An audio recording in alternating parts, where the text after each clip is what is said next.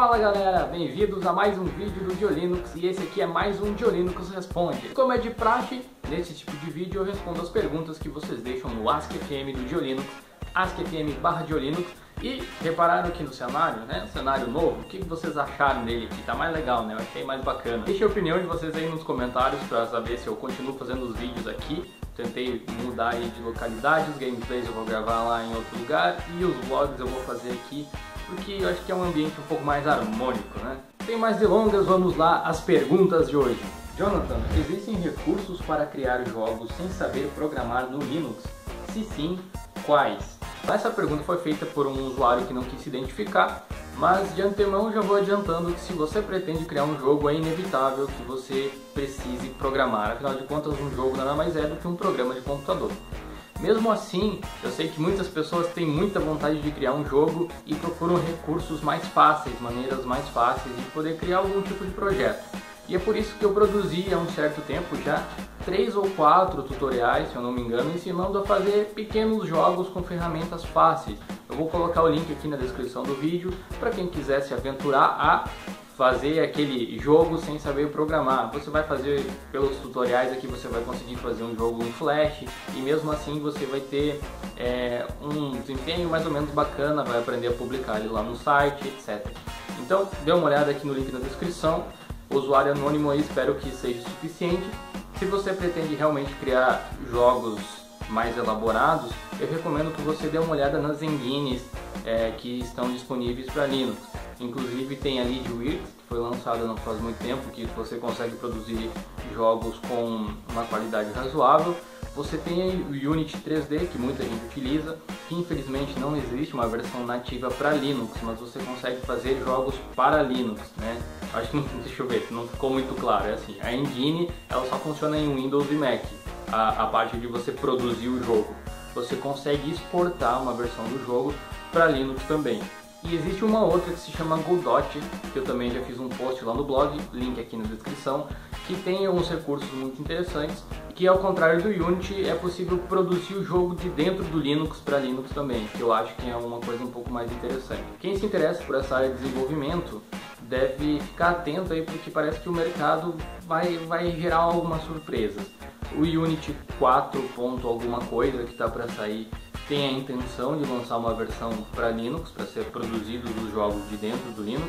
A gente tem a CryEngine também, da Crytek, que aparentemente vai ser portada para Linux também, o que vai ser possível aí rodar jogos com um gráfico excepcional, né? Como por exemplo o Crysis 3, quem já jogou, ou toda a saga do Crysis sabe que a qualidade gráfica do jogo é muito alta. Então foi feito com a CryEngine. Então essa CryEngine estando no Linux vai possibilitar a criação de vários outros jogos com a qualidade gráfica equivalente. E isso é ótimo. Enfim, resumindo, criar um jogo sem saber programar nada é complicado, mas você consegue fazer algumas coisinhas, link aqui na descrição. O Alisson Cristiano Clube pergunta: boa noite, eu gostaria de uma dica de um programa de backup no Ubuntu, tipo um que dê para fazer agendamento de backup que copie os dados sem compactação no formato zip. Obrigado. Bom, se você for observar no Ubuntu, ele já tem um aplicativo de backup, é o Dejadup. Você pode olhar, ele está na instalação padrão do Ubuntu, você pode fazer backup por ele. Um outro que eu gosto muito, que tem várias funções como esse, como se fosse o Time Machine do Mac ou aqueles pontos de restauração que o Windows consegue fazer, é o System Back. E eu vou colocar o link aqui na descrição também, já escrevi um artigo sobre ele. Com o System Back, inclusive, dá para criar live CDs, você pode fazer uma mini remasterização do seu sistema com tudo já instalado, fazer um backup do sistema completo e depois instalar numa outra máquina para que você não tenha que instalar todos os programas de novo. É uma ótima ferramenta. Link na descrição. Qual a diferença entre sistema operacional e distribuição? Só o nome. Pergunta do Bruno Butsky. Qual distribuição Linux que você acha mais adequada para jogos? Bom, dependendo do que você levar em conta, do que você levar em consideração, podem ter algumas distribuições assim como referência. O meu instinto me faz dizer que os derivados do Debian você vai ter uma facilidade maior de encontrar tutoriais e artifícios, desde para instalar drivers ou para melhorar o desempenho do sistema. Mas a gente tem também o Fedora, que é uma distribuição que mantém todos os pacotes nas últimas versões, como por exemplo o kernel, ou aquela parte do Mesa, né, que é aquele que é a biblioteca gráfica, né, procure usar distribuições que são famosas, como Ubuntu, Mint, Fedora, até mesmo o Debian, né, porque o Debian está sendo utilizado pela Valve para fazer o SteamOS, que vai ser o sistema operacional dos consoles que eles pretendem lançar aí no mercado. Mas a diferença é que o SteamOS ele vai ser um sistema feito para determinado hardware, ele vai ser adaptado. Então eu diria que as melhores opções são Fedora, Ubuntu e Linux Mint. Alguns vão dizer Arch Linux, outros vão dizer OpenSUSE, enfim, distribuições é o que não falta. Mas a verdade é que entre nível de facilidade, praticidade e desempenho em jogos, eu acho que as três melhores são essas. A gente tem Ubuntu, Linux Mint e também o Fedora. Bruno Aquino pergunta, o que vocês acham de distros Rolling Release, em especial o Arch Linux? Bom, em primeiro lugar eu acho que Rolling Release é uma coisa muito da ótima, né? Afinal de contas não precisa ficar mudando de sistema e formatando, é uma coisa bacana. Mas o Arch Linux ele é destinado para usuários avançados, porque você vai sofrer, digamos assim, um pouco para fazer coisas que no Ubuntu, Mint, até mesmo no Debian você faz com menos cliques, você faz com maior facilidade. Se o seu objetivo é aprender sobre o sistema operacional, aprender sobre Linux, aprender como se configura, o Arch Linux é uma ótima opção. A gente tem o Slackware também como uma ótima opção nesse sentido. E eu acredito que usuários de Arch ou Arch, né, como você queira pronunciar, eles sejam realmente conhecedores do sistema, conhecedores do Arch Linux. Mas no meu caso, eu particularmente, eu quero tudo que seja fácil, o meu negócio é praticidade, é por isso que eu uso os derivados do Debian, uso o Ubuntu, derivados do Ubuntu e uso um pouquinho do Fedora de vez em quando. Mas a minha distribuição principal é o Ubuntu porque eu quero que as coisas estejam prontas rápido. O conceito Rolling Release é ótimo, a gente tem o Manjaro Linux também, que é uma derivação do Arch, que pode ser útil para quem está começando a entrar nesse mundo, né, de distribuições um pouco mais complicadas, mas acho que vale a pena se você quiser aprender sobre o sistema e se você tiver tempo para fazer isso. Douglas Gaspar pergunta, tem algum jeito de instalar o Core X6 no Linux? Olha, para ter até tem, eu sinceramente eu nunca testei, né? Nunca tentei. Pelo Wine, pode ser que seja possível, eu sei que o X5 rodava até aqui tranquilamente. Eu vou deixar aqui linkado na descrição o vídeo que eu fiz sobre o P1 Linux, sobre o Wine, explicando o funcionamento. Quem sabe você pode tentar dessa forma. Mas eu aconselho fortemente que você use software que seja compatível nativamente com o Linux. Ainda mais porque o Inkscape, que seria o software substituto ali no caso do Core e do Illustrator, ele tem ferramentas excelentes, você consegue fazer praticamente o mesmo trabalho, basta conhecer um pouco mais a ferramenta. O maior empecilho de se utilizar o Inkscape como um programa assim para produção a nível profissional é o formato do arquivo que ele exporta não ser CDR ou não ser AI, eu acho que é o formato do Illustrator, agora eu não lembro direito. Porque a maioria das gráficas elas só aceitam software proprietário, infelizmente, né? Se bem que se você salvar em SVG é possível que ele abra nos outros programas, mas às vezes alguma coisa fica desconfigurada, então esse talvez seja o principal problema. Até vou contar uma história que eu mesmo uma vez eu estava fazendo alguns adesivos, né, de Linux e tal, que eu queria colar em alguns lugares por aí, sabe quando tu tá com aquela onda de fazer personalização das coisas. Então eu imprimi uns adesivos com o logo do Diolinux, imprimi um monte de pinguim aí e tal, e levei o arquivo no formato do Inkscape para gráfica e fiz os caras baixarem o Inkscape, afinal de contas é o que, 40 megas, acho que e é de graça, então baixa o Inkscape, que ele abre numa boa e imprime lá. Mas lá porque eles foram solícitos a fazer isso, né? Afinal de contas não tem por que eles não terem. O software é pequeno e o software é grátis, não tem por que não ter ele também, né? Mas enfim, o mesmo vale para o GIMP em relação ao Photoshop. Você pensa em expandir o Diolinux OS com versão com Cinnamon, Magic, KDE? Não, porque pode até não parecer, mas dá um trabalho pra caramba para remasterizar um sistema. Apesar de que as pessoas gostaram bastante, teve muitos downloads desde que foi lançado, eu não lembro bem quando foi lançado, não lembro o dia direito, mas já teve mais de 1000 downloads do sistema pelas estatísticas lá que eu tenho. Depois, até confesso que já faz, eu acho que mais de um mês que eu não olho, talvez tenha até mais. Mas eu não consegui nem fazer uma versão de 32 bits e 64, tem só 64 bits. O que dirá outra interface gráfica. Mas basicamente, se você quiser ter essas interfaces gráficas, você consegue instalar pelo gerenciador de pacotes.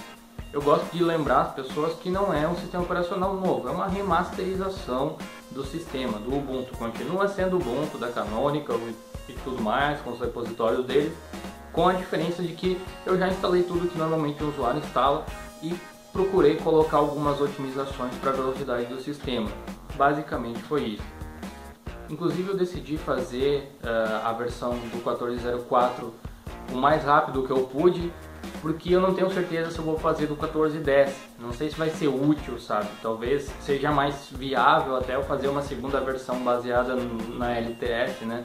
Afinal de contas, pelo que eu tô vendo, o 14.10 não tá com muitas mudanças assim. Inclusive essa é uma das próximas perguntas aqui. O que podemos esperar do Ubuntu 14.10? Até agora a Canonical não comentou nada sobre os detalhes da versão. Abraço, Renato Cardoso Alves. Então, essa versão está bem da xoxa, digamos assim. Não tem nada de relativamente novo, nada de extremamente importante. Para ser sincero, eu não vi nada de recurso novo. Não tem praticamente nada mesmo. Vai ser uma versão, já está me decepcionando, vendo o Gnome aí lançando a versão 3.14 cheia de coisa, né? Cheia de coisa nova. E o Ubuntu 14.10 está mais estagnado.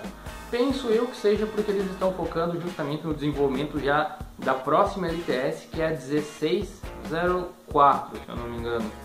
Que é a versão que deve trazer a próxima versão do Unity, o Unity Next, né, o 8, e também o Mir como servidor gráfico. Enfim, enquanto isso, o Ubuntu 14.04 continua aí firme e forte, é esse que eu vou utilizar. Talvez eu instale algum outro sistema operacional, mas por enquanto ele está satisfazendo totalmente as minhas necessidades. Eu aposto com você que provavelmente ele vai continuar satisfazendo por muito tempo ainda, afinal ele tem suporte até 2019. Mas ele nunca dura tanto tempo, nunca vi ninguém deixar uma distribuição Linux no computador por tanto tempo. Ainda mais por elas serem grátis para baixar e tudo mais, e logo deve sair uma outra LTS diferente. Enfim, estamos aí. Eu acho que não vai ser uma grande surpresa. Em breve eu devo trazer um review aí dele para o canal ou algum vídeo falando sobre essa nova versão. Mas se você está esperando novidades, olha, infelizmente não tem nada, nem aqueles ícones que eles prometeram para a versão passada ainda não estão lá, pelo menos. Talvez mude alguma coisa em relação ao desempenho, assim, uma coisa mais por baixo do capô da distribuição. Como desempenho para FPS para jogos, alguma coisa assim por conta da atualização do kernel, atualização de pacotes, alguma coisa nesse sentido. Mas uma coisa mais palpável, mais visual, parece que não vai aparecer. De Linux, a distro Debian 7 eu achei mais estável que o Ubuntu 14.04 LTS. Qual a sua opinião sobre o Debian? Realmente é mais estável. Inclusive o projeto Debian ele se foca muito nisso. Ele só busca ser estável, muito estável, mais estável possível e multiplataforma. Ou seja, você consegue usar o Debian para rodar em qualquer tipo de dispositivo. Tem calculadora, tem micro-ondas, tem geladeira e tem PC também. O Debian, particularmente, eu sei que tem um monte de gente que gosta do Debian e utiliza ele assim. Eu não usaria como um desktop convencional para um usuário final. É possível usar ele assim? É possível, mas ele tem um foco muito mais abrangente do que o desktop. O Debian, por exemplo, é utilizado pela NASA na Estação Espacial Internacional, para vocês terem uma ideia da confiabilidade do sistema. Se você busca um sistema extremamente estável, vai de Debian, não tem erro nenhum. Se você busca um sistema operacional com facilidades para o seu dia a dia, para um usuário final desktop, para você que entende do assunto mexer, para sua mãe que só quer entrar no Facebook, talvez não seja a melhor opção. Mesmo assim, vai de você baixar e testar. A ISO dele não é muito grande, você consegue baixar uma versão com uma interface gráfica apenas com, sei lá, 600 MB, 700 MB, não é grande. Link na descrição aqui de um vídeo que eu fiz mostrando como se baixa o Debian, mostrando as opções lá que tem. O site ele é um pouco confuso, não é tão intuitivo quanto deveria, mas no mais é isso aí. Em suma, estabilidade rima com Debian, apesar de não parecer. Então é isso, galera, eu espero que vocês tenham gostado. Esse foi mais um Diolinux Responde. Se você quiser deixar sua pergunta também para aparecer aqui nesse quadro do canal, entra aí embaixo em askfm/Diolinux e deixa sua pergunta por lá. Assim que possível eu vou tentar respondê-la. Algumas das perguntas são respondidas no nosso podcast também, o Diocast. Se você quiser ouvir eles, já tem 9 episódios, o 10º tá chegando aí.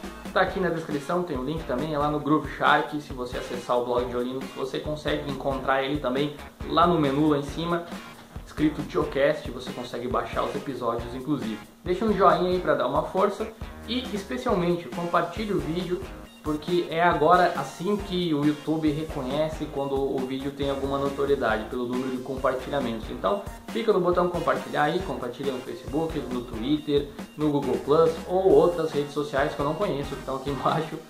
Se você tiver, pode compartilhar à vontade. E até uma próxima. Valeu! Não esquece de ver esse vídeo que está aqui, né? Esse aqui é um vídeo muito bacana, um vídeo muito legal. Eu não sei qual vídeo que eu vou colocar aqui, mas pode ter certeza que é bacana. Vai na fé aí, clica. Eu vou esperar aqui, pode clicar aí. Já clicou? Não, espera, não tem problema, pode clicar aí.